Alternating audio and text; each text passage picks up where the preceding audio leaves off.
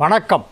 ஞாயிற்றுக்கிழமை ஜூன் மாதம் 22ஆம் தேதி விஸ்வாவசு வருஷம் ஆனி மாதம் 8ஆம் தேதி. இன்றைய நட்சத்திரம் பரணி.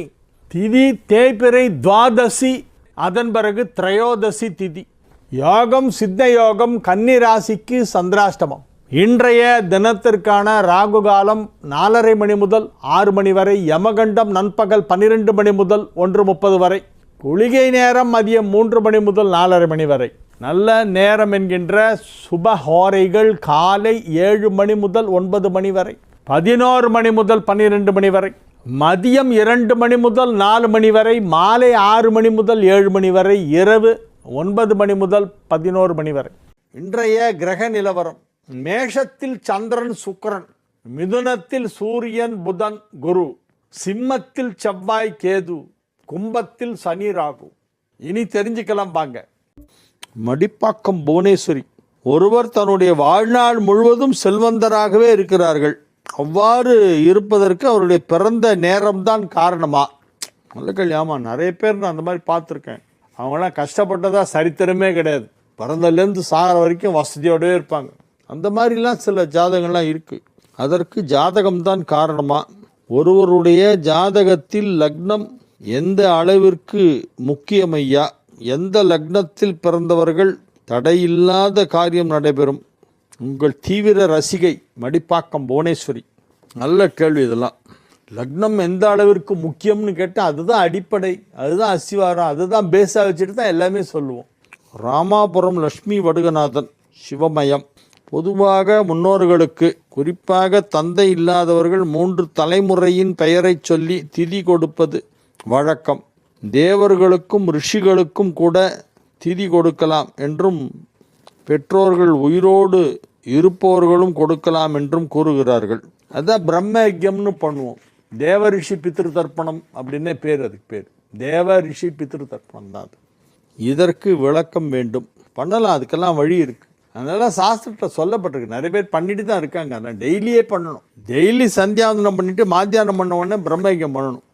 அவங்களே தான். லட்சுமி வடுகநாதன் தான் அடுத்த கேள்வி. வைத்தீஸ்வரன் கோவில் மற்றும் சிக்கல் சிங்காரவேலன் கோவில். முருகர் முத்துக்குமார சுவாமியை சிங்காரவேலனையும் உற்சவமூர்த்தியாக காணப்படுகிறார். உற்சவமூர்த்தியாக விளங்குகிறார். சிக்கல் சிங்காரவேலன் சூரசம்ஹாரத்தின் பொழுது புறப்படும் பொழுது தாயிடம் வேல் வாங்கி கொண்டு புறப்படும் பொழுது அவருக்கு வியர்வை துளி வருவதாக சொல்லுகிறார்களே, அது உண்மையா? ஆமாம், ஆச்சரியமான விஷயம். அவர் இருக்காருங்க. வெறும் அது பஞ்சலோக விக்கிரகம் இல்லை, அது முருகன் அங்கே இருக்கார். முருகன் அதே மாதிரி தான். திருச்செந்தூரில் முருகனுடைய ஒரு புறப்பாடு நடந்துட்டு இருந்தப்போ, நான் சொல்கிறது ஒரு 250 வருஷத்துக்கு முன்னால் நடந்த ஒரு இன்சிடெண்ட்டு. வெள்ளைக்கார துரை அப்போ திருநெல்வேலிக்கு கலெக்டர். அவர் பார்க்குறாரு, க்ரௌடெல்லாம் கண்ட்ரோல் பண்ணுற போலீஸ் எல்லாம் கரெக்டாக பண்ணுறாங்களா அப்படின்லாம் பார்க்குறாரு. பார்த்துட்டு இருக்கும்போது விசிறுறாங்க 2 பக்கமும். அவர் ஒரு மாதிரி நக்கலாக சிரிச்சுட்டு, என்ன மேன், உங்கள் காடுக்கு ஸ்வெட்டிங்கா அப்படின்றார். கடவுளுக்கு வேத்து கொட்டுமா? அவங்க என்ன இப்படி பண்ணிக்கிட்டே இருக்காங்க அப்படின்றார். உடனே அந்த சப்பரத்து மேலே நின்றுட்டுருக்கிற அந்த பூஜை பண்ணுற கோவில் குருக்களை கூப்பிட்டு சாமிக்கு வேர்க்குமான்னு கேட்குறாரு துரை. என்ன பதில் சொல்கிறதுன்னு கேட்குறாரு. ஆமாம் வேர்க்கும் அப்படின்னாரு. What nonsense you are talking? அது எப்படி மேன் வேர்க்கும் அப்படின்றார். எனக்கு அதை நீ ப்ரூவ் பண்ணி காமிச்சானே இப்போ, இல்லைன்னா அவங்களெல்லாம் சும்மா விட மாட்டேன் அப்படின்றார். அவர் பதவி மமதை. அதுவும் இல்லாமல் அவர் இந்து கடவுள் மீது நம்பிக்கை இல்லாதவர். இவங்கெல்லாம் என்ன பண்ணுறாங்க, சரி நாங்கள் ப்ரூவ் பண்ணுறோன்னு சொல்லிட்டு நல்லா தொடச்சிட்டு எல்லா வஸ்திரங்களையும் ஆபரணங்களையும் களைஞ்சிட்டு நல்லா தொடச்சிட்டு ஒட்ட ஈரம் இல்லாமல் புதுசாக வெள்ளை துணியை வாங்கி மேலே சுற்றுறாங்க. சுற்றிட்டு கொஞ்ச நேரம் அந்த விசிறதை நிறுத்துறாங்க. அவர் சூரசம்ஹாரத்துக்காக புறப்படுறாரு. அப்போ தான் ஜெயந்திநாதர் அவர் புறப்படும் போது இந்த மாதிரி பண்ண உடனே குப்புனா அவருக்கு உள்ளேருந்து அந்த துணியெல்லாம் நனையுது. வேர்வையில் வெள்ளை துணி நனைஞ்சு போயிடுச்சு.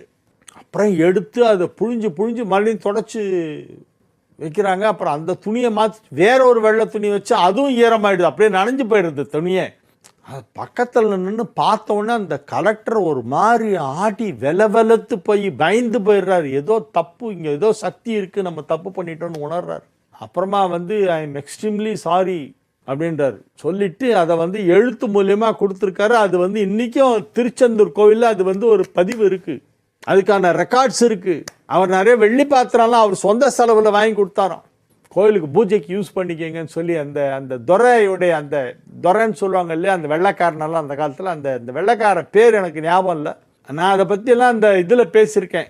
சூரசம்ஹாரத்துக்கு நான் வந்து திருச்செந்தூரில் போய் நேரடி ஒளிபரப்பில் ரன்னிங் கமெண்ட்ரி, நேரடி வர்ணனை நான் நிறைய தடவை சொல்லியிருக்கேன். சூரசம்ஹாரத்துக்கு பல முறை நான் போய் அது மாதிரி பண்ணியிருக்கேன். அதில் இந்த இன்சிடெண்ட்டெல்லாம் நாங்கள் கோட் பண்ணுவோம். இந்த மாதிரி ஒரு 5-6 இன்சிடெண்ட் திருச்செந்தூரில் ரொம்ப முக்கியமானது, அதில் கோட் பண்ணுவோம். இப்போ லட்சுமி முருகநாதன் என்ன கேட்குறாங்கன்னா, சிக்கலில் வேல் வாங்கும்போது அவருக்கு வேத்து கொட்டுமாமே. சிக்கலில் வேல் வாங்கும்போதும் வேத்து கொட்டும், திருச்செந்தூரில் சூரசம்ஹாரம் பண்ணும்போது முருகனுக்கு வேத்து கொட்டும். நான் தூத்துக்குடியிலிருந்து பேசுகிறேன், எழுதுகிறேன் இல்லை பேசுகிறேன். நான் தூத்துக்குடியிலிருந்து பேசுகிறேன். என் பெயர் ச அரவிந்த். நான் கன்னி ராசி, என் மனைவி மேஷ ராசி. இரண்டிற்கும் பொருத்தம் அமோகமாக இருக்கிறது என்றார்கள். அது எப்படி இருக்கும்? 6, 8, 8, 6 சேர்க்கக்கூடாதுன்றதை நான் எவ்வளோ தரம் சொல்லியிருக்கேன். மேஷ ராசிக்கு 6வது ராசி கன்னி, கன்னிக்கு 8வது ராசி மேஷம்.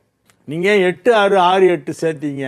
6, 8, 8, 6 சேர்த்தா என்றைக்காக இருந்தாலும் ஒரு நாள் திடீர்னு பிச்சுன்னு போயிடும்.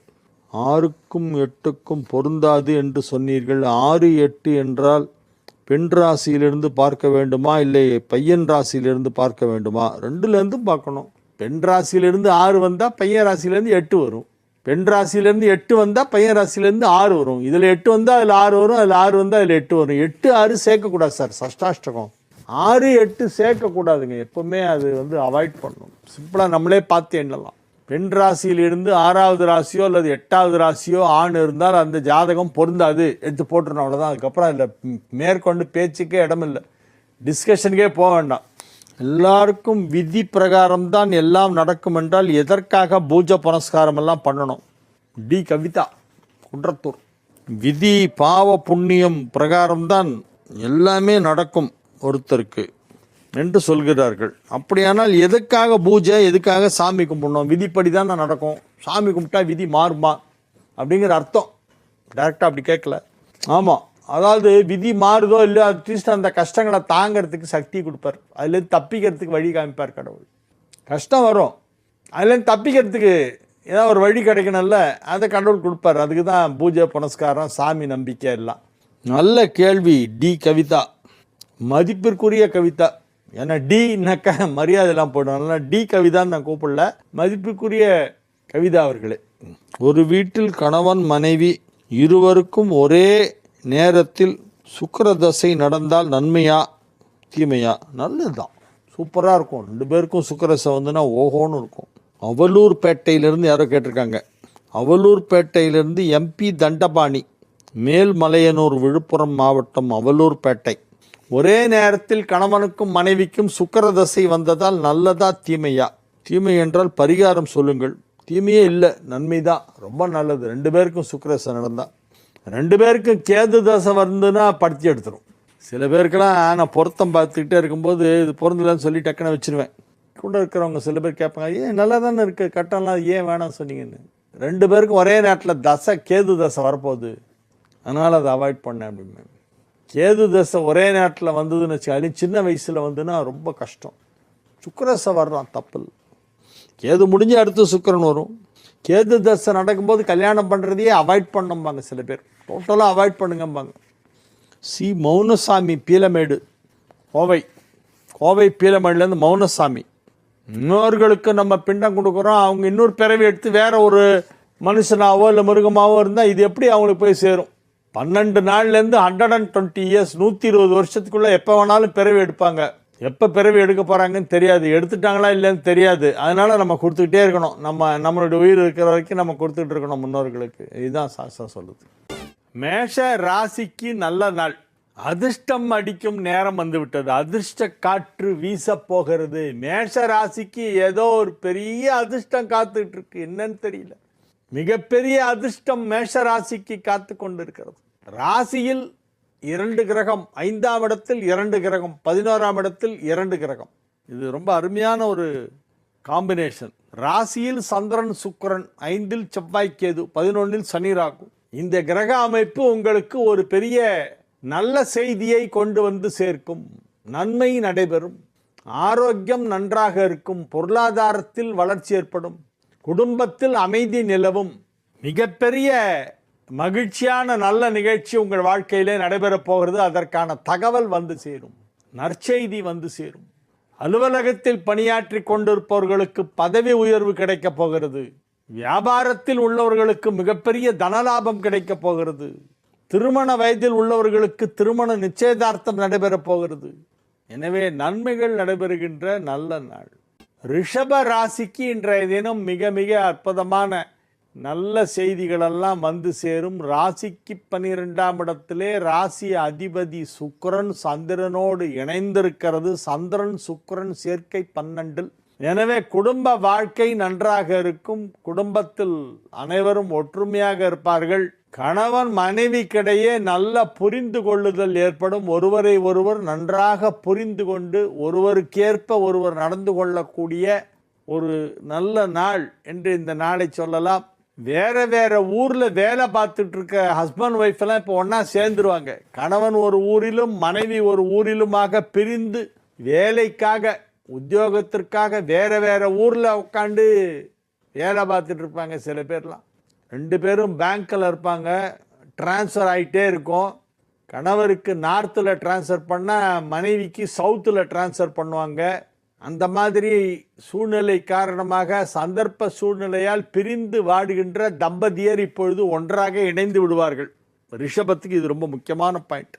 பிரிவு கிடையாது, இனிமேல் பிரிவு கிடையாது, ஒன்றா சேர்ந்துருவீங்க. திருமணமாகாத ரிஷபராசினருக்கு திருமணம் நிச்சயமாகும். திருமணமானவர்களுக்கு குழந்தை பாக்கியம் ஏற்படும். அலுவலகத்தில் நல்ல பெயர் புகழ் கிடைக்கும். வேலையில் நல்ல முன்னேற்றம் ஏற்படும். வேலை செய்யும் இடத்திலே மதிப்பும் மரியாதையும் அதிகமாக கிடைக்கும். எனவே இது ஒரு நல்ல நாள். மிதுன ராசிக்கு இன்றைய நாள் நல்ல நாள். உயர் பதவிகள் கிடைக்கக்கூடிய வாய்ப்பு வலுவாக இருக்கிறது. பதவி ஸ்தானமாகிய 5ஆம் வீட்டிற்கு அதிபதியான சுக்கிரன் 11ஆம் இடத்திலே சந்திரனோடு இணைந்திருக்கின்ற காரணத்தினால் பதவிகள் கிடைக்க வாய்ப்பு உள்ளது. உயர் பதவி, இப்போ இருக்கிற பொசிஷன்லேருந்து ஒரு 2 லெவல் மேலே போவீங்க. டபுள் ப்ரமோஷன் மாதிரி கிடைக்கும். சின்ன குழந்தைங்களுக்கெல்லாம் ஸ்கூலில் அந்த காலத்தில் டபுள் ப்ரமோஷன் கொடுப்பாங்க. அந்த மாதிரி உங்கள் ஆஃபீஸில் வந்து ஒரு டபுள் ப்ரமோஷன் கொடுக்க போகிறாங்க. இது வரைக்கும் யாருக்குமே அந்த மாதிரி கொடுத்ததா ஹிஸ்ட்ரியே இல்லை. ஃபஸ்ட்டு டைம் உங்களுக்கு தான் கிடைக்க போகுது. பெரிய பெரிய முன்னேற்றத்தை எல்லாம் நீங்கள் உங்களுடைய உத்தியோகத்தில் எதிர்பார்க்கலாம். வியாபாரம் சிறப்பாக நடைபெறும். வியாபாரத்தில் 2 மடங்கு நன்மைகள் நடைபெறும். மகிழ்ச்சியான நல்ல செய்திகள் எல்லாம் வந்து சேரும். மிகப்பெரிய தனலாபம் கிடைக்கப் போகும் நேரம் வந்துவிட்டது. கடக ராசிக்கு இன்றைய நாள் நன்மைகள் நடைபெறுகின்ற நல்ல நாளாக விளங்குகிறது. ராசிநாதனாகிய சுக்கிரன் 10ஆம் இடத்திலே அமர்ந்து கொண்டு சந்திரனோடு இணைந்திருக்கிறது. ராசிநாதனாகிய சந்திரன் 10ஆம் இடத்திலே சுக்கிரனோடு இணைந்திருக்கிறது. ராசி அதிபதி சந்திரன் எங்கே இருக்கு? 10ல் மேஷத்தில். யாரோட சேர்ந்திருக்கு? சுக்கிரனோட சேர்ந்திருக்கு, லாபாதிபதியோடு, சுகஸ்தானாதிபதியோடு. எனவே நன்மைகள் அதிக அளவில் நடைபெறக்கூடிய நல்ல நாள், மகிழ்ச்சியான நாள், வெற்றிகரமான நாள், வெகு சிறப்பான நன்மைகள் நடைபெறக்கூடிய நல்ல நாள். தொழில் வளர்ச்சி நன்றாக இருக்கும். வியாபாரத்தில் நல்ல முன்னேற்றம் ஏற்படும். உத்தியோகத்தில் இருப்பவர்களுக்கு பதவி உயர்வு கிடைப்பதற்கு வாய்ப்பு வலுவாக இருக்கிறது. குடும்பத்தில் சுப நிகழ்ச்சிகள் நடைபெறும். புதுசாக ஒரு இடம் வாங்கி போடணும்னு ஆசை வரும். உங்கள் வீட்டுக்கு பக்கத்து வீடு விலைக்கு வரும், அதை அப்படியே வாங்கிடுவீங்க. உங்கள் வீட்டு காம்போல இன்னும் பெருசாக போட்டுக்கலாம். அந்த மாதிரி இப்பொழுது வந்து பூமி லாபம் ஏற்படக்கூடிய வாய்ப்பு இருக்கிறது. சிம்ம ராசிக்கு இன்றைய நாள் நல்ல நாள். சிம்ம ராசி அன்பர்கள் இன்றைய தினம் சிறகடித்து பறப்பார்கள். சுறுசுறுப்பாக இயங்குவார்கள். விறுவிறுப்பாக பணிகளை செய்து முடிப்பார்கள். நன்மைகள் அதிக அளவிலே நடைபெறும். எடுத்த காரியத்தை முடிக்காமல் விடமாட்டார்கள். சிம்ம ராசிக்கு இன்னைக்கு ரொம்ப நல்லா இருக்கு. ராசிக்கு 11ஆம் இடத்திலே புதன், குரு, சூரியன் ஆகிய கிரகங்கள் இணைந்திருக்கின்றன. ராசி அதிபதி சூரியன் 11ஆம் இடத்துல இருக்கிறது. புதனோடு சேர்ந்து, புதன் குருவோடு சேர்ந்து இருக்கு. சூரியன் புதன் குரு 3 ஒன்னா சேர்ந்திருக்கு மிதுனத்தில். சிம்மத்திற்கு 11ஆம் இடத்தில். 11ஆம் இடத்திலே சூரியன் இருப்பதால் எடுத்த காரியம் எல்லாமே வெற்றி. மிக அற்புதமான கிரக அமைப்பு. அசையா சொத்து வாங்க வாய்ப்பு இருக்கிறது. குடும்பத்தில் அமைதி நிலவும். வழக்கு வியாஜ்யங்களிலே வெற்றி கிட்டும். ஏதாவது லீகல் பேட்டில் போயிட்டு இருந்ததுன்னா அதில் உங்களுக்கு தான் வெற்றி. இல்லறம் நல்லறமாக நடைபெற்று கொண்டிருக்கின்ற நல்ல நாள். கன்னி ராசிக்கு சந்திராஷ்டமம். கன்னி ராசி அன்பர்கள் பண விஷயத்தில் பத்திரமாக இருக்க வேண்டும். யாராவது அர்ஜென்ட்டாக பணம் வேணும்னு வந்து கேட்பாங்க. ரொம்ப தெரிஞ்சவங்களாக இருப்பாங்க, சொந்தக்காரங்களாக இருப்பாங்க. ஏதோ காரணம்லாம் சொல்லுவாங்க, கதையெல்லாம் சொல்லுவாங்க. பணத்தை கொடுத்தீங்கன்னா அதுக்கப்புறம் ஆள் காணாமல் போயிடுவாங்க. அதனால் பணத்தை கொடுக்காதீங்க. பணத்தை மட்டும் கொடுக்காதீங்க. இன்றைக்கி வீட்டுக்கு வந்தால் யாராவது வந்தாங்கன்னா அவங்கள நல்லா உபச்சாரம் பண்ணி காஃபி டிஃபன்லாம் கொடுத்து எல்லாம் பண்ணிவிட்டு வேறு எங்கேயா பார்த்துக்க, நம்மளால் அவ்வளோலாம் கொடுத்து ஹெல்ப் பண்ணுற நிலைமை இல்லை, நீ பார்த்துக்க, பேங்க்கில் தான் என்னமோ நிறைய லோன் கொடுக்குறேன்றாங்களே, அங்கே போய் கேளேன் அப்படின்னு சொல்லி எதையா பண்ணி நீங்கள் வந்து கட்டி விடணும். நீங்கள் பணம் கொடுத்தீங்கன்னா இன்றைக்கி அது வந்து போய் மாட்டிக்கும், திரும்பி வராது. அப்புறம் உங்களால் கேட்கவும் முடியாது. அதனால் ஜாகிரதையாக இருங்க. பண விஷயத்தில் ஜாகிரதையாக இருக்கணும். கன்னி ராசிக்கு சந்திராஷ்டமம் பேச்சை குறைக்க வேண்டும். துலா ராசிக்கு இன்றைய நாள் நல்ல நாள். 7ஆம் இடத்திலே ராசி அதிபதியும் 10 சந்திரனும் ஒன்றாக இணைந்திருக்கிறது. ராசியை பார்த்து கொண்டிருக்கின்றது என்பதெல்லாம் பெரிய யோகம். மகிழ்ச்சியாக இருப்பீர்கள். பெயர் புகழ் செல்வாக்கு மிக அதிகமாக இருக்கும். பொருளாதார ரீதியாகவும் வளர்ச்சி அதிகமாக இருக்கும். நல்ல வருமானம் கிடைக்கும். நிறைய பணம் வரும். வியாபாரத்தில் முதலிடத்தை பிடிக்கக்கூடிய வாய்ப்பு இருக்கிறது. அவ்வளவு சிறப்பான ஒரு வியாபார வளர்ச்சி ஏற்படுகின்ற நல்ல நாளாக விளங்கும். குடும்பத்தில் அனைவரும் சந்தோஷமாக இருப்பார்கள். திருமண வயதில் உள்ள துளாராசினருக்கெல்லாம் திருமண பேச்சுவார்த்தை வெற்றிகரமாக நடந்து முடிந்து திருமணத்தை எப்பொழுது வைத்துக் கொள்ளலாம் என்ற ஆலோசனை போய்கொண்டிருக்கும். நன்மைகள் நடைபெறக்கூடிய நல்ல நாள், மகிழ்ச்சியான நாள். துலார் ராசிக்கு இன்றைய நாள் மிக மிக சிறப்பான நன்மைகள் நடைபெறுகின்ற நல்ல நாள். விருச்சிக ராசிக்கு இது ஒரு சந்தோஷமான நாள். நல்ல நியூஸ்லாம் வரும். வியாபாரம் நல்லா நடந்துட்டு இருக்கும். வருமானம் ஒரு பக்கம் வந்துகிட்டே இருக்கும். 2ஆம் இடத்தை குரு புதன் பார்ப்பதால் வருமானத்திற்கு எந்த பஞ்சமும் இல்லை. உபரியாக வருமானம் வந்து கொண்டிருக்கும். அதே நேரத்திலே எல்லா விதமான முன்னேற்றமும் வாழ்க்கையிலே இப்பொழுது ஏற்படும். எல்லா விதமான முன்னேற்றம், பதவி உயர்வு கிடைக்கும், புகழ் கிடைக்கும், ஆரோக்கியம் நன்றாக இருக்கும். வியாபாரியாக இருந்தாலும் அல்லது உத்தியோகத்தில் உள்ளவராக இருந்தாலும் தொழில் தொடர்பான முன்னேற்றம் மிகச் சிறப்பாக இருக்கும். எனவே நன்மைகள் அதிக அளவில் நடைபெறக்கூடிய நல்ல நாளாக இந்த நாள் விளங்கும். தனுசு ராசிக்கு இன்றைய நாள் நல்ல நாள். ராசிக்கு 7ஆம் இடத்திலே புதன் குரு சூரியன் சேர்க்கை. தர்ம கர்மாதிபதி யோகம் ஏற்பட்டிருக்கிறது. 1, 4, 7, 10 ஆகிய வீடுகளுக்கு அதிபதியான கிரகங்களோடு 9 சூரியனும் இணைந்திருக்கிறது. இந்த 1, 4, 7, 10 ஒன்றா சேர்ந்ததே பெரிய யோகம். எனவே மகிழ்ச்சியாக இருப்பீர்கள், ஆரோக்கியமாக இருப்பீர்கள். மற்றவர்கள் உங்களை பாராட்டுவார்கள். உங்கள் செயல்களை மற்றவர்கள் கண்டு ஆச்சரியப்படுவார்கள். இப்படியெல்லாம் கூட திறமையா, இவருக்கு இவ்வளவு திறமையா, இவரா இப்படி செய்கிறார் அப்படின்லாம் அவங்கள பார்த்து ஆச்சரியப்படுவாங்க. அவங்களுக்கு தெரியாது நீங்கள் பெரிய ஆள், நீங்கள் பயங்கர டேலண்டான ஆளுங்கிறது அவங்களுக்கு தெரியாது. அவங்களை என்னமோ ரொம்ப சாதாரணமாக நினச்சிட்டாங்க. தனுசு ராசிக்காரனெல்லாம் மாத்திரம் அந்த மாதிரி கம்மியாக இடம் போடவே கூடாது. They are capable of doing anything and everything. அதை நீங்கள் நிரூபித்து காட்டுவீங்க. இப்போ உங்களுடைய திறமைகள் வெளிப்படும். உங்களுடைய புகழ் 8 திக்கும் பேசப்படும். எனவே நன்மைகள் அதிக அளவிலே நடைபெறக்கூடிய நல்ல நாளாக இந்த நாள் விளங்குகிறது. குடும்பம் அமைதியாக இருக்கும். குடும்பத்தில் சுப நிகழ்ச்சிகள் நடைபெறும். மகர ராசிக்கு இது ஒரு மகிழ்ச்சியான நாள்.